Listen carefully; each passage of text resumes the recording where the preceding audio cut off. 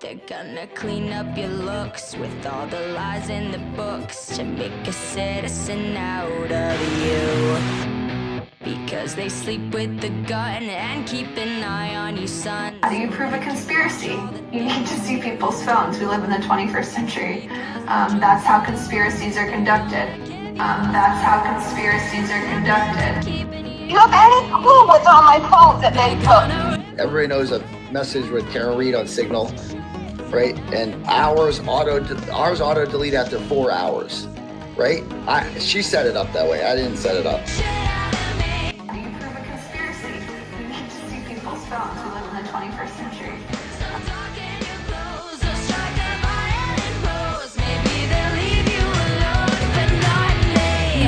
Boys and girls. Do you feel like you're an advocate for the defense? No, sir. That is my best guess. I don't recall from a year ago. When I asked you to guess, I'm asking for your testimony. Did you ever delete text? From last year? Yes. Yes. They said all teenagers scare the living shit out of me. They could care less as long as someone obeyed. So darken your clothes or strike a violent pose. Maybe they'll leave you alone, but not me.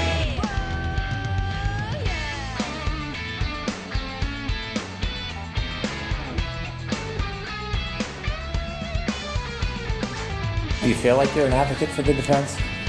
No, sir. That is my best guess. I don't recall from a year ago.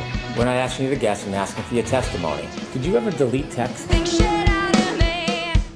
They could care less as long as someone obeyed. So darken your clothes or strike a violent pose. Maybe they'll leave you alone, but not me. All together now. Teenagers scare the living shit out of me.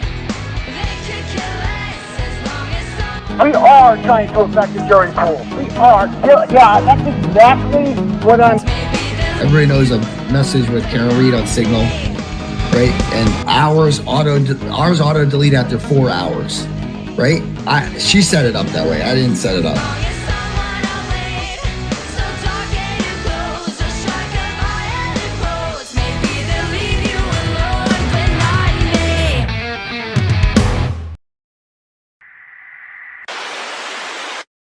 Well, hello guys. Hey. I'm Tuesday, and with me right now is we got Jenny Jams. Hey guys. We got Julie, and we've got our spicy Lydia. I love that background, Lydia. Thank you. I was while the intro was going, I had like a coughing attack. Uh-oh. So I'm like still.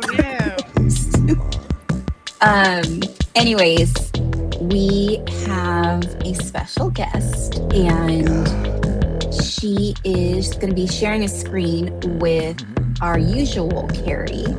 So we're going to have two Kerrys in one screen, and I'm going to bring them on in here.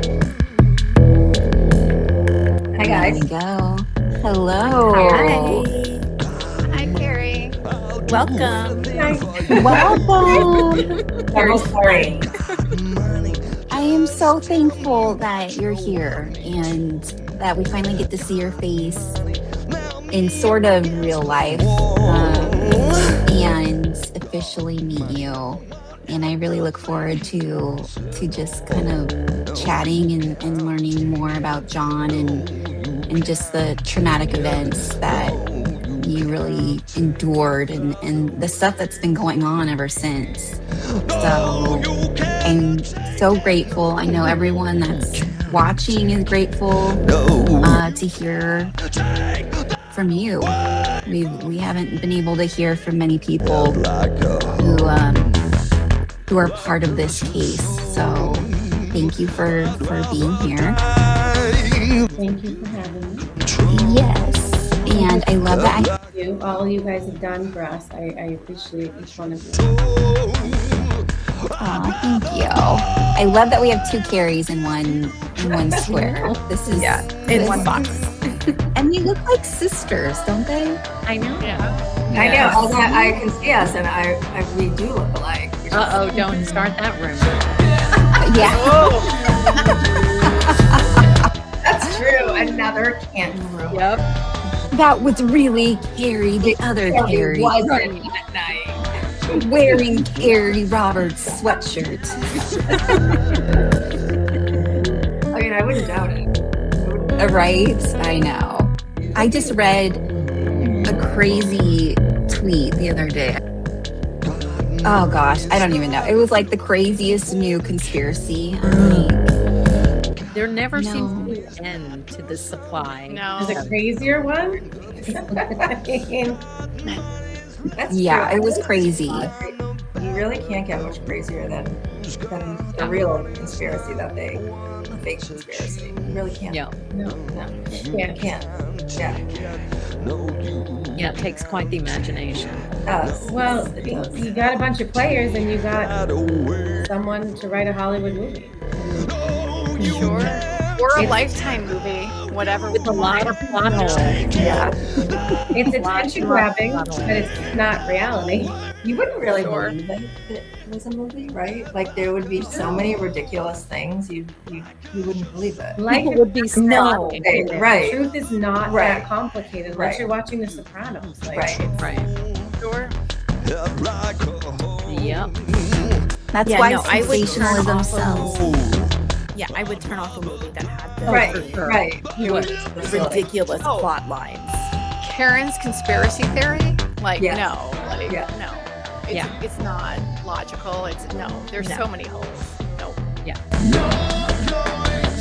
That's not even like, you know how Agatha Christie is kind of campy? This is like not even approaching campy. It's just ridiculous. Yeah, there's nothing smart about it, right? Like you're trying to capture people that are very gullible and impressionable. Yeah. Yeah, and I mean, Yeah. it works. They've shown it works. Yeah. Well, it's just like the people that have, who are big Karen fanatics. They're like, oh, talking about our YouTube live in the first couple episodes we've done. They're like, oh, it's so boring. And I think it goes in to say the type of people that are seeking out that kind of sensationalized dramatics over a story, in that just talking about facts, it probably is really boring. Right. So I know they're trying to insult, and that's okay, because I would rather be boring and be straightforward than trying to entertain people with someone's biggest tragedy. So 100%. yeah. So are you saying I should return my top hat? All right, so what I'm going to do is I'm going to put our Ginny Jans and our Lydia in the backstage area of our video, just so we're not inundating Kerry with too many questions at one time and too much noise. So Yep, and we me will and be Julie, helping mods, so watch out. Yeah. Yes. The hammer's Okay. coming down. Don't even think about it, because we're there. Me and Julie won the lottery. Right, so I'm gonna put you guys back, and then we'll probably bring you guys forward right at the end here. So, is this Hey, how we want the guys. boxes? Let me see if I can get them. Lydia's in the backstage, so maybe she can mess with it.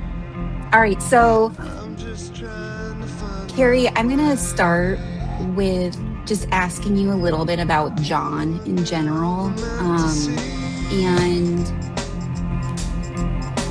because you guys were extremely close, correct? Yes. So how did you actually meet John, and what was he like? What was he like as a person? We met in probably middle school.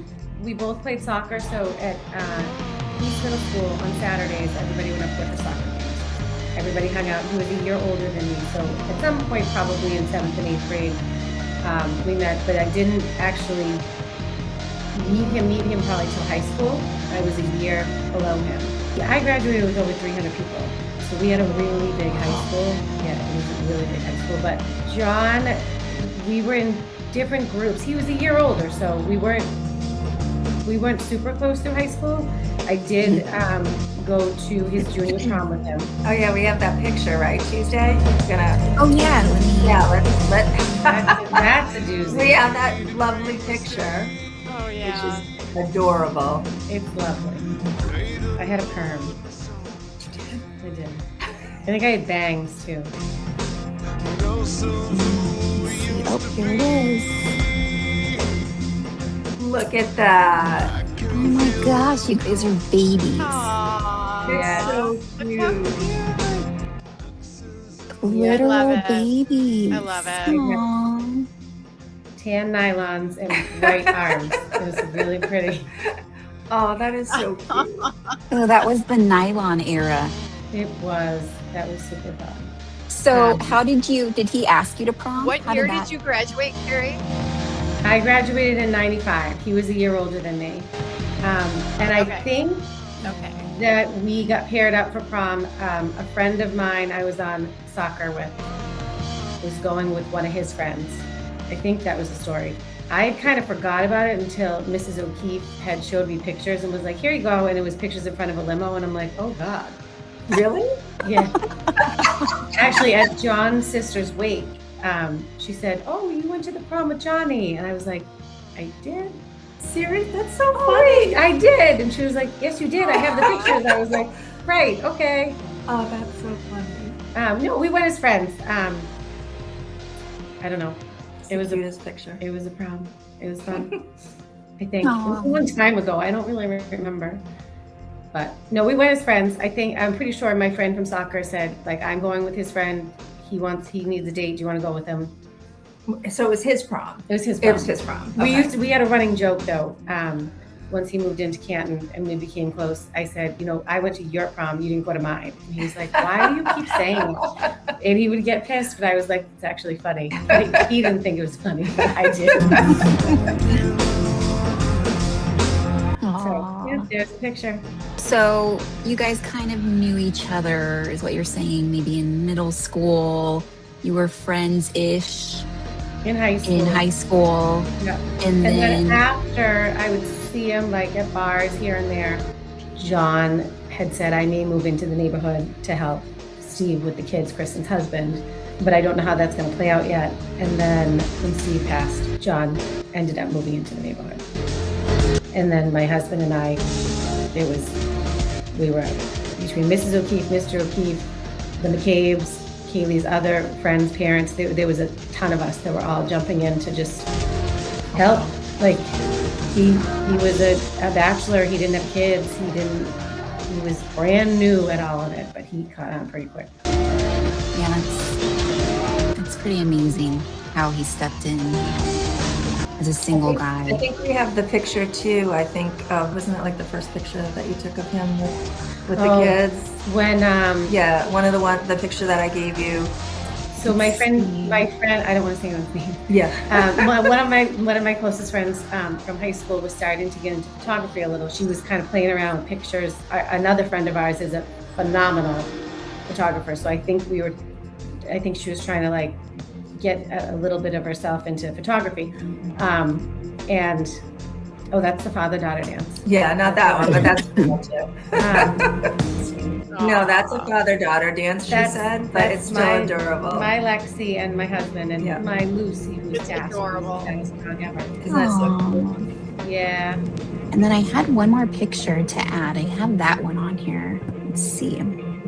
I love this photo. The authentic joy. Yeah, I love it. The best part is, so my husband drinks White Claw. So my husband drinks White Claw. So my husband drinks White Claw. So my husband drinks White Claw. So my husband drinks White Claw. And they had run out of whatever they were drinking, so they started digging into his White Claw. So there's another picture of this where Paul's got a White Claw and John has a White Claw, and I literally look like a midget. But at the end of that night, because I can't reach, in my kitchen, there's the door, like a large doorway that goes into the living room. They lined up all the White Claw cans on top of it, knowing that I was going to come down the next morning and clean, and I couldn't reach them. Anytime John would come over, he would leave. When I look out my kitchen window, we have a covered porch. and there's like little like cubby hole kind of things. And anytime we would have people over in the morning, I would get up and like do dishes or clean up or whatever. And I would look out and there would be literally Bud Light Limes like just shoved just where I could see them but couldn't reach them. They loved it. They thought it was great. I'm like, yeah. I have a picture. I think I showed you the picture of all the White Claws lined up. I'm like, I swear to God. I have a step stool at my house because I'm short. It's fine. That's so funny. That's adorable. It's like a big That's brother. awesome. Yeah. That is awesome. I've seen that video too of him. I think it was a TikTok video that Kaylee had where he was pretending to be her as a teenager. It just like captured this amazing personality, hilarious and just lighthearted, and he's just so relatable, you know, like he seems like a very relatable guy, and which just makes this even harder to know, you know, all the things that happened, but for that video. And I've read articles where they call him Tom. Poor Tom O'Keefe, the boss. I'm like, that's not even his middle name. Never mind his first name. Like do your research before you write something. And these are like articles, like not just like Twitter or whatever, but like nobody remembers him. Yeah. Nobody remembers his name. That's tough, and I'm so sorry that you've been through that. I'm sorry for all of us because I feel like all of us that loved him and were close to him were all in the same boat. It's like this circus has taken over and nobody remembers him. They only remember one name and it's not his. And he's the one that ultimately paid the price. Yeah. I think in this case too, it was a lot of it was done by that was the design, right? To forget his name. Yeah, and it's really bad. Yeah. I don't know if it was the game. I feel like it was more of making sure that a different victim became the bigger victim of the story. And that would be Karen, right? Karen's entire defense has John. Right. Exactly. But Karen's defense did everything they could to make her the victim in the headlines. Right. So, To forget John. I feel like they did that on purpose. Like they. Oh, I mean, I've do? never heard them mention his name. Ever. I can't even remember them mentioning his name. I don't know. Well, I mean, look at that. I think we did that in Adorable. Easton. It was there was a couple of them, but that was a good one. And John was like, "Why am I doing this? Do I have to get in the picture?" And I was like, "Yes, you have to get in the picture. It's a family picture. Get in the picture." And he was like, "But I don't." I'm like, "Get in the picture." And you got the picture. And he's so handsome. Look how handsome he is. Very much. Yeah, he's a very handsome guy. So are you close with the O'Keefe family still to this day?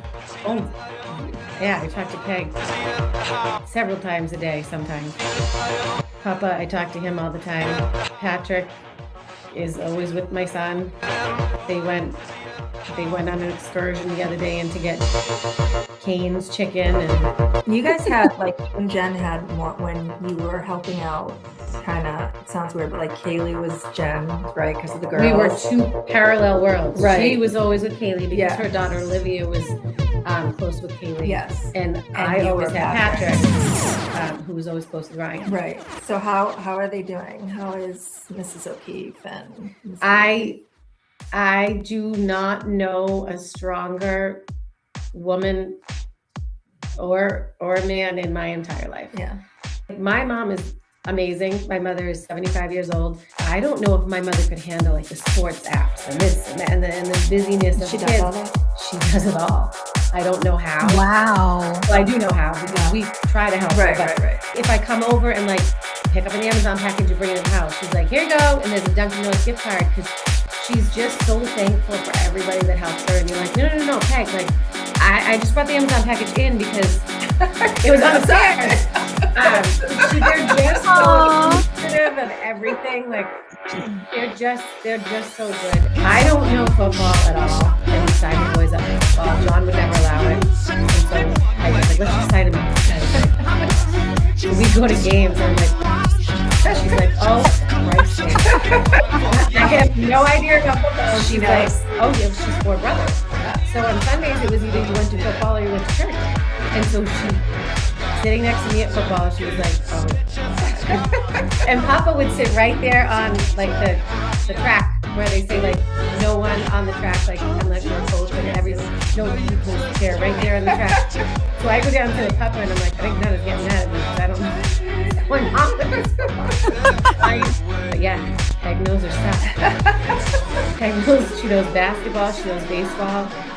I say to everybody, I watch, I pay, and I drive the kids. Beyond that, I don't know anything. But she knows it all. She coached Kristen, I think in basketball, couple coach. Oh wow! Yeah, they're awesome. They're pretty awesome. It's so engaged in their life. Yeah. Really strong people. And Paul's amazing. Like the whole family. Did they cut out? Everybody throws her name. Yeah, me too. I can see you, I can see you too. but no, they're soft. She has a big family of parents with Mr. Pete and Paul. They're so lucky to have a lot of support. They are so lucky. They are because they need They it. love their That Auntie is- Peg. Yep. I want to say though, real quickly, and I'm going to pass the torch to Julie to ask some questions. But how big is Canton? The population? Because I think I looked it up and it was actually Absolutely. It was actually really small when I looked it up. That's like 3,000 people, right? It's becoming pretty small. I think it's the same as Stowe, which is It's not big. yeah, it's not. Yeah, they're both not big towns. Yeah. Like 30,000. 25,000 it says. So in 2024, the census was 25,000. A little over 25,000. Yeah, oh wow, it's pretty small. Yeah, I mean, Pretty small. Wow. And it's a middle class, upper middle class neighborhood. You've got people that have time on their hands to make up rumors and build their lives. Right. So Kerry, there have been some things that have leaked.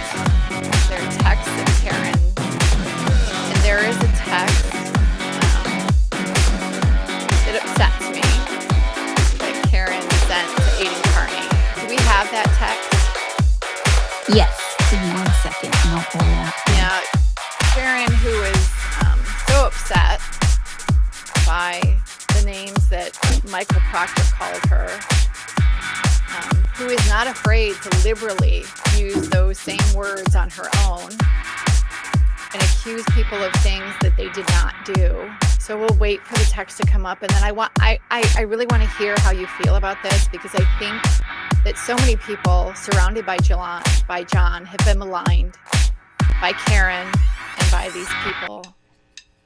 And so here, I'm not going to read the word, but Karen is trying to make it seem like, she's the only female in the world that Patrick can depend on, when we all know that's not true. And she says Kerry Roberts is an effing see you next Tuesday name, and always has been. So that's interesting. Karen is trying to paint this picture and paint anyone that loved John in a very negative way. I mean, she says in some of these texts, and it's not here, but in some of the other ones, that the only people that really loved John and the only people that really cared that he died were her and her family.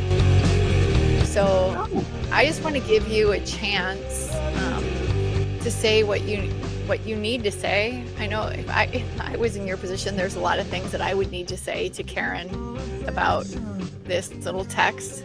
So what are your thoughts about this? For starters, I have nothing to say to Karen. So I will explain the situation. The fact that she says that I'm a C word and always have been is interesting, because I really liked Karen. I got along with her well. We didn't spend a lot of time together. It was mostly baseball or pickups or drop-offs, but I liked her a lot. And I we could have become like, friends if life wasn't so busy. I really liked her. I thought, you know what, John's dating somebody like this one, like, because he would date here and there, and we're like, all right, are we going to get to meet them? Kurt, my husband, always got to meet them. But if they didn't date for that long, I didn't get to meet them. But I thought, you know what, I really like her. She was very good with the kids. She was very complimentary. She always wanted to help. I thought she was great. So I never had any issue with her ever. So the fact that she's saying these things that I was a C and I always have been is very interesting. But, whatever. The whole pool thing, when that came out, I did see it. I don't see much. I don't have Twitter. I'm not on any of the Facebook pages. I don't see anything unless someone intentionally sends it to me, like, you have to be aware of this. Because I don't care. I don't need to know what people are saying about me. If I don't know you, I don't care what you have to say about me. If I do know you and you're saying things about me, then shame on you. But that'll be addressed at another time, face to face, when I do see you. So did any of you have any indication that Karen was capable of this? Like, just like you said, taking this situation and twisting it to make, these huge villains, just like she did with everything that night. Did anyone have any indication that Karen had these kind of tendencies where she would do this and create these storylines to make villains? The Karen that I knew and the Karen that I really liked is not the Karen that I see now. It's not even close to the same person. The Karen that I knew that dated John was very caring. She was very loving. She took care. She was wonderful. I mean, I really liked her. My kids loved her. My son was like, she would, interact with my daughter, but my son loved her. They would go to Red Sox games and he was like, we had the best time. We went to this place, He loved her, my husband loved her. That is not the person that I see today. I mean, and I mean, we all know, Jen loved her. Jen always says that. So she's kind of like a chameleon. Yeah. I don't know what she is. It sounds like she's like this chameleon person. It's very scary to think that there are these people like hiding in your life that when their back is pushed to the wall, that would be capable of doing these things. That scares me more than like a Jeffrey Dahmer, that there might be that person that is fooling me in my life when, the chips are down. They're not going to be a person of integrity. They're going to be a person that does something like this. That's very scary, at least to me. Are there any other things, Kerry, that you've seen in social media or stories that you've seen that maybe you want to clarify? Oh, there's a lot. I don't see a lot of the stories. Like I said, I don't have Twitter. I'm not on any of the Facebook pages. The perjury story about me committing perjury. Well, good job. No, I didn't. The way in which the question was asked was kind of crappy. And had Adam followed up afterwards and said, did you in fact hear the Google search? The answer would have been no. So the question meaning was, in the grand jury. In the grand jury when she was being indicted. And I don't think my testimony had anything to do with her being indicted. Right. I'm pretty sure if I wasn't there, it may have still happened. I might be wrong. The perjury thing, I think the question started with like, what, if anything, of course, that's what we start with. What, if anything, did you hear happen in the back of the car, when you were in the back of the cruiser? And so that you heard. And so I start to tell the story of what happened in the back of the cruiser. Now, I was staring at the ambulance. Again, I didn't know Jen, and Karen was like screaming, and I was like, I can't with either one of you because I didn't know Jen, and my friend is in trouble, and I am focusing on him. So I'm staring at the ambulance. Whatever happened in the back of the ambulance, I knew there was a Google search because Jen and I did a timeline that Mrs. O'Keefe had asked us to do. And so my response is, at some point, there was a Google search, how long to whatever. And then she said, and this is this is documented. Do you think I hit him? Do you think I hit him? Do you think I hit him?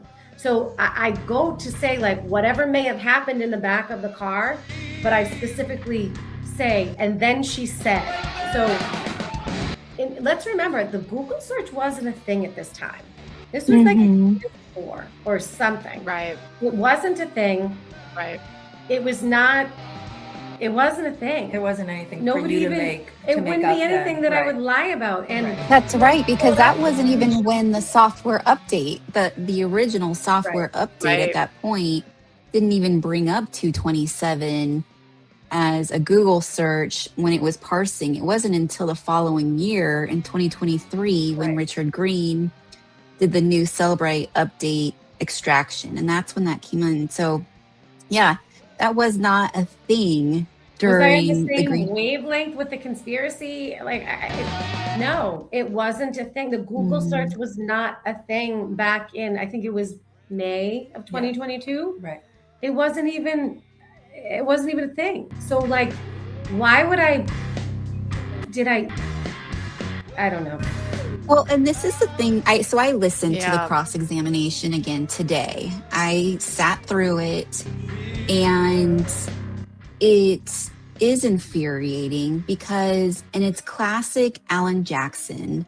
He is, and I've said this before repeatedly, he is a word. He plays on words. So connotation of words is more of what he wants to dramatize than actual context. He wants a connotation. So I actually have, this was actually from the first trial. He had used words like when he was questioning witnesses, and he really tried to kind of manipulate the words, like when Higgins and Brian Albert were in the bar and they were just kind of like playing around, horseplay. It was like they were practice fighting. It was like he wants these words to be the connotation so people perceive things a certain way. We know how they went at the medic McLaughlin versus about acquaintance versus friend. How, Brian Albert upgraded his phone, but they just continued over and over to say he destroyed his phone. He destroyed his phone. I mean, that sounds nefarious. And we know that the contents of his phone was all there when you upgrade your phone. Remember, they were on the lawn. That was the whole never cracker thing. Right. And they kept saying it was a prank. You were pulling a prank. And Chris Albert was like, it was a friendly joke. We were joking around, but it became a prank.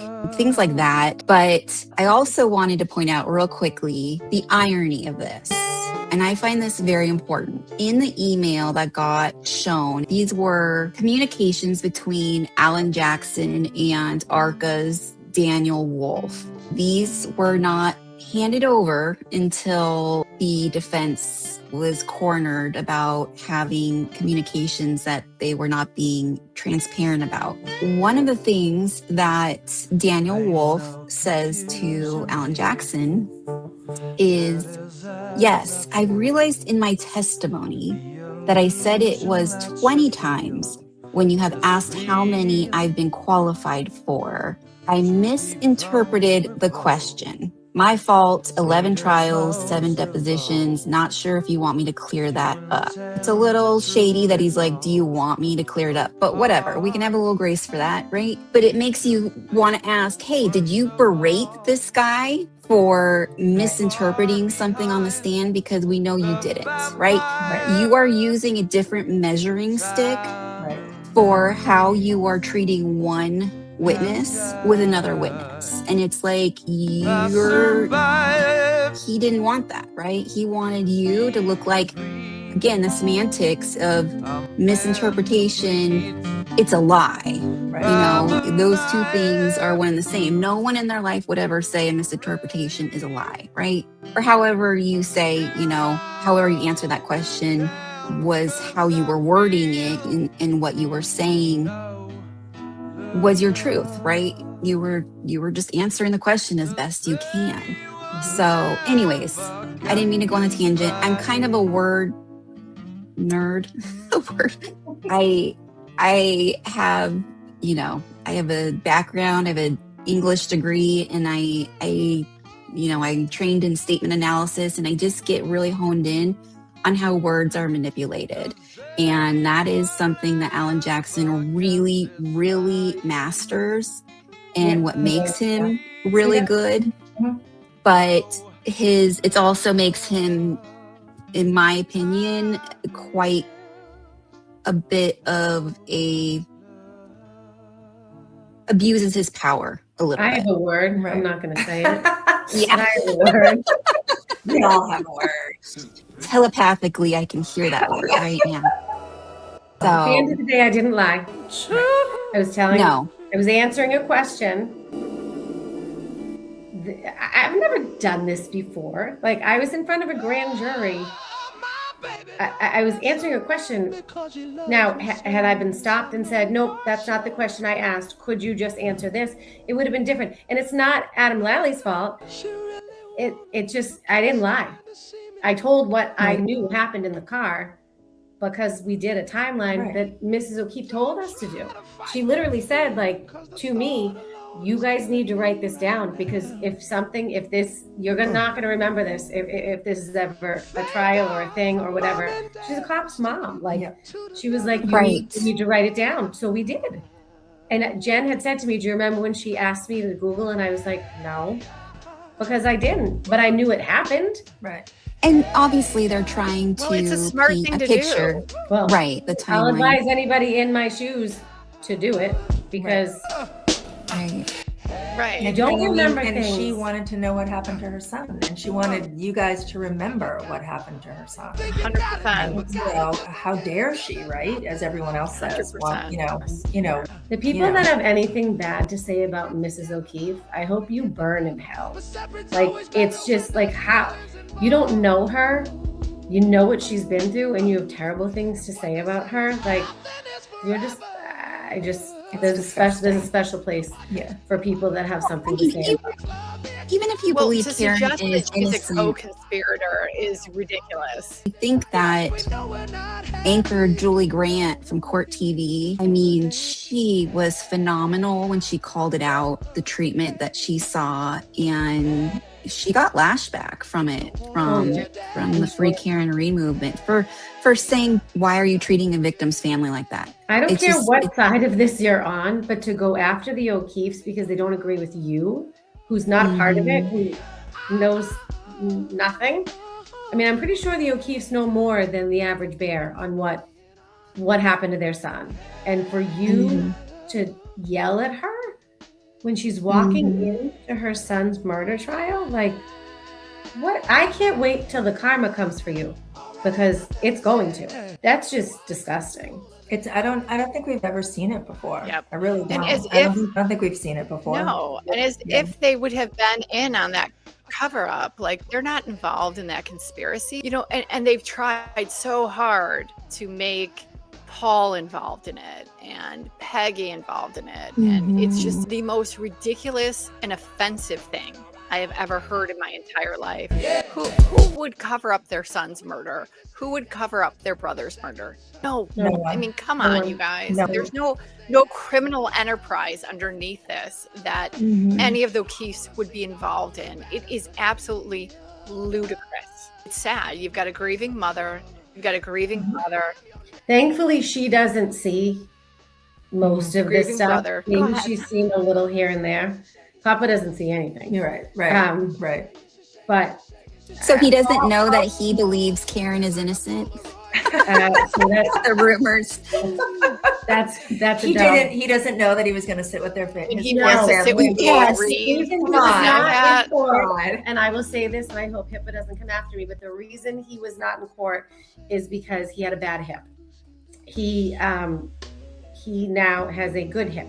Good. Like, I don't think he wants to do it. Like, he just, you know, people take different roads. Mrs. O'Keefe and Paul were going to be there. I mean, there was days where Mrs. O'Keefe was sick as a dog. And I was like, Peg, you don't have to go to everyone. And she's like, nope, I'm going to be with Paul. Even when she testified, she was so sick that day that we were like, Peg, you do not have to do this today. Like, they can push you off. And she was like, no, I'm going to do it. And you can hear it when she actually testified. She was wicked sick. Like, she was really sick. She was so strong on the stand. But So she strong. just, I'm going to go about my business. I don't know which way I would be if I were in their shoes, but Well, I think that courtroom is very suffocating, especially for men.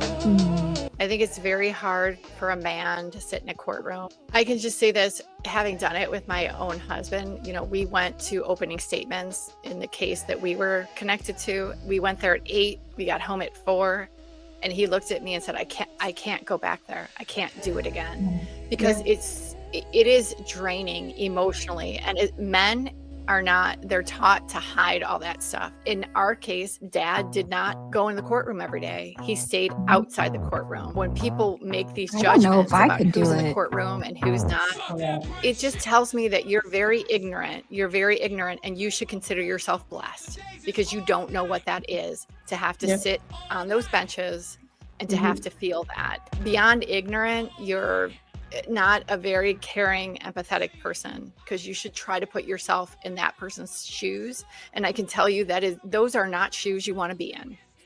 No. So I understood it. There are people like Mel, I don't want to say her name, but there are content creators that made up stories and said that Mr. O'Keefe wasn't there because he wanted to sit with the Reeds. And that is absolute. I actually told him that. I told him that at baseball. I go, so I hear you want to sit over on the other side. And he was like, what? And I said, the rumor is that you want to sit on the other side of the courtroom. And he was like, oh yeah? That was, oh, that's cute. And I said, yeah. He goes, you got that wrong.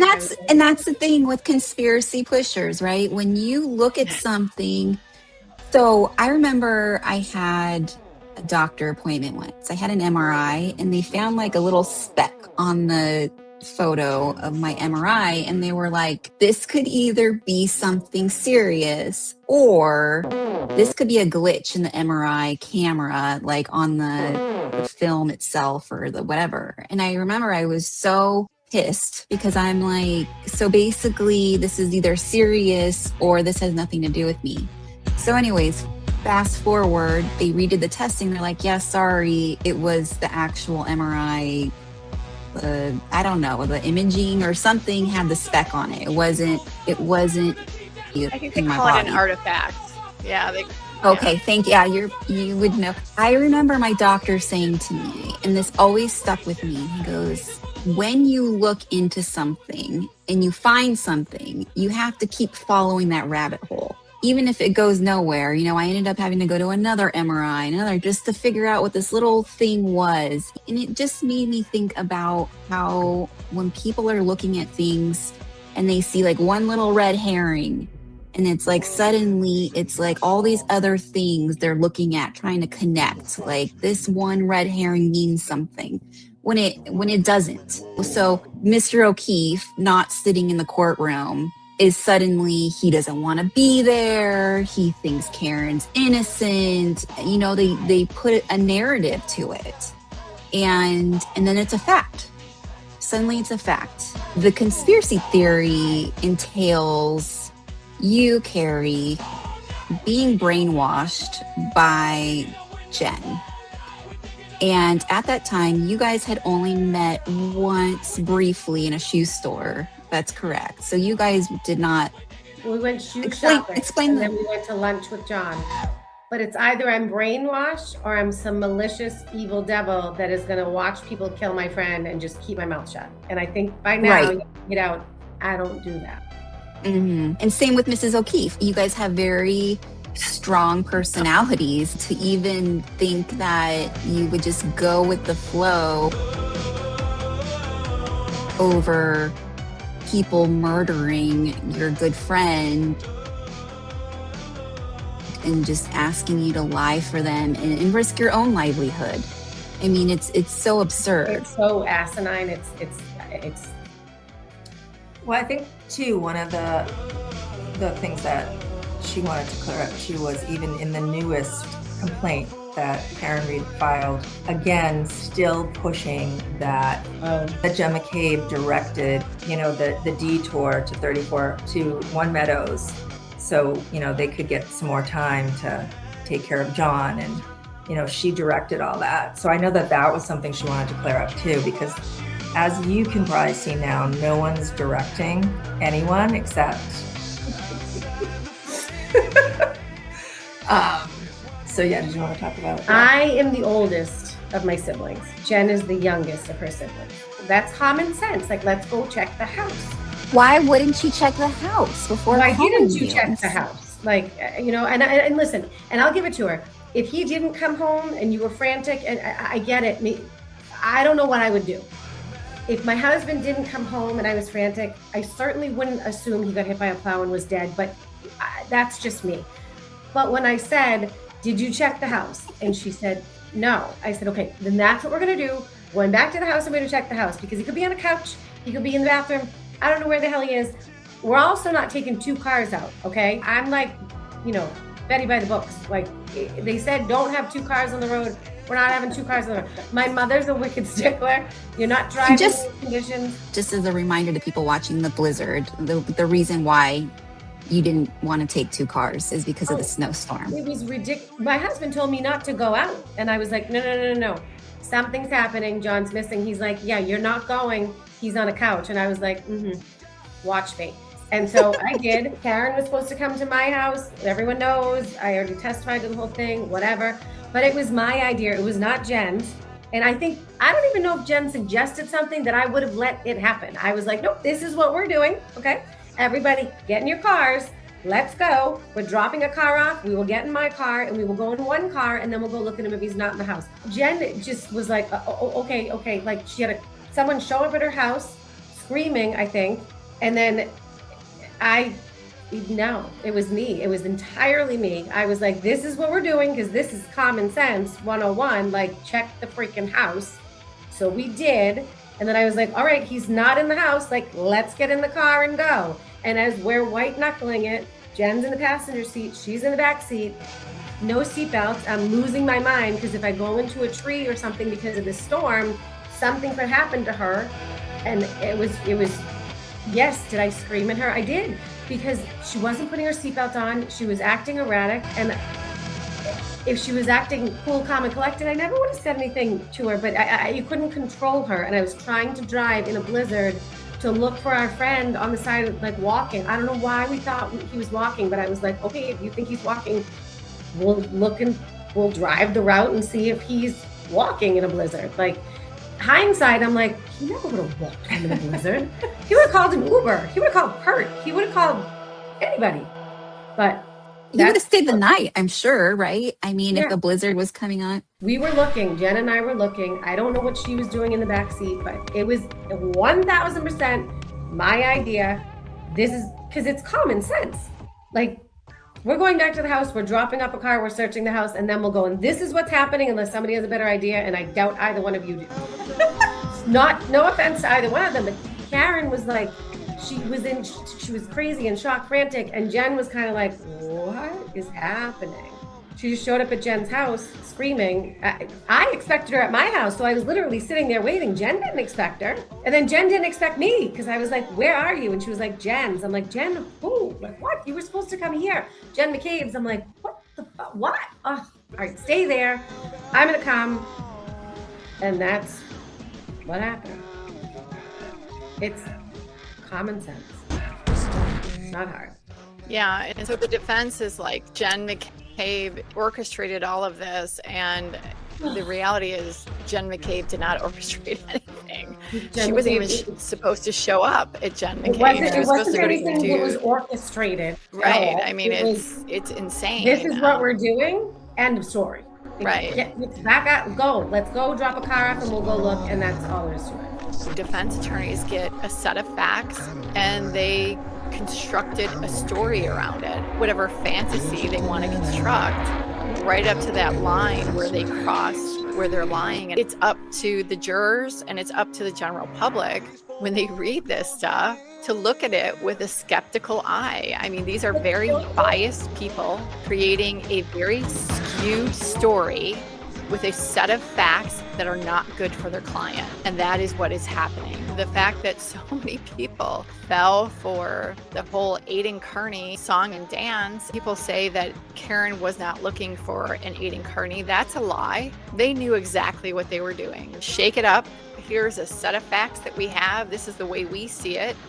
It might not be reality, but you go ahead and parade it down the street and you go ahead and taint that jury poll for us. That's my opinion. I don't know how anybody else feels. And it's really, really, really sad what happened to very innocent people who were just trying to do the right thing that morning. I can't figure out how they can put that in the complaint when she's already testified to what really happened.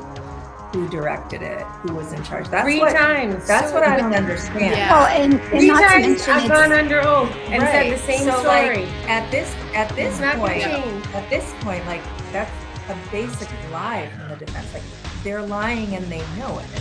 yeah, there's not one piece of evidence that says that was true. I mean, It's crazy. It's crazy. yeah.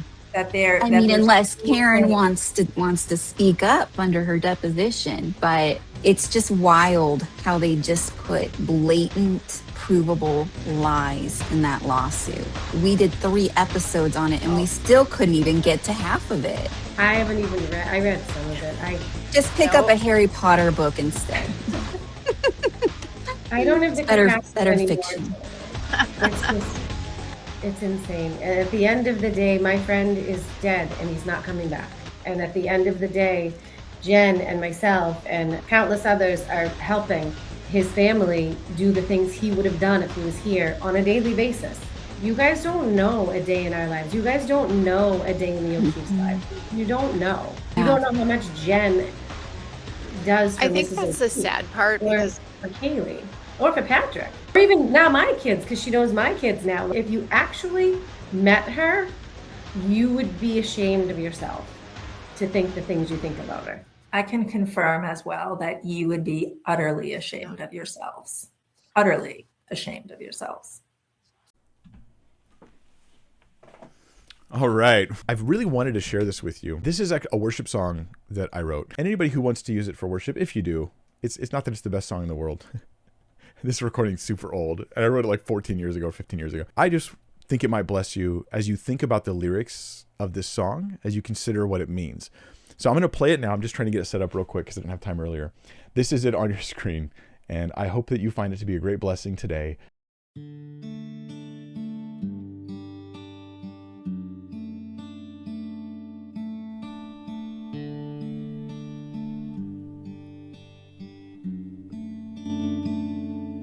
I believe the Father sent the Son, who sent the Spirit to his children,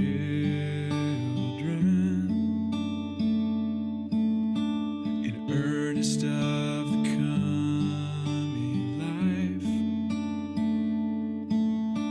a promise to the bride of Christ.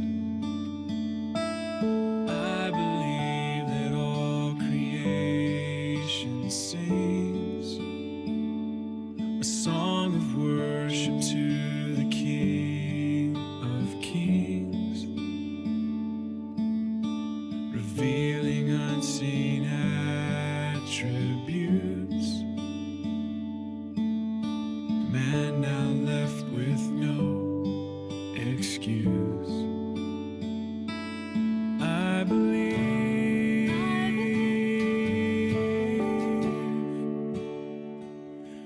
I believe,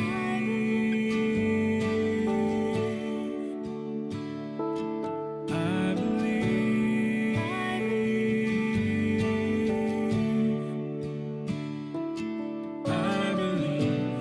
I believe, I believe, I believe in all the prophets said, that she'd die and that she'd rise again.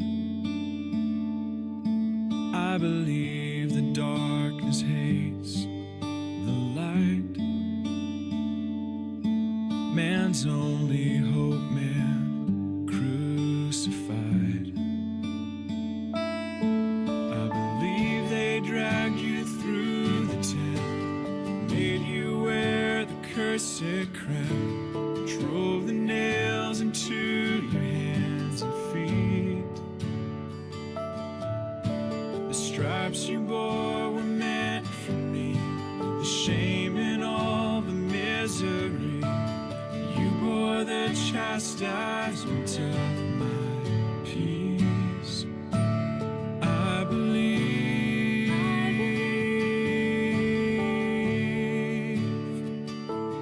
I believe,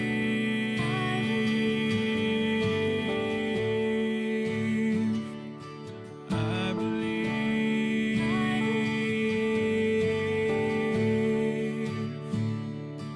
I believe, I believe.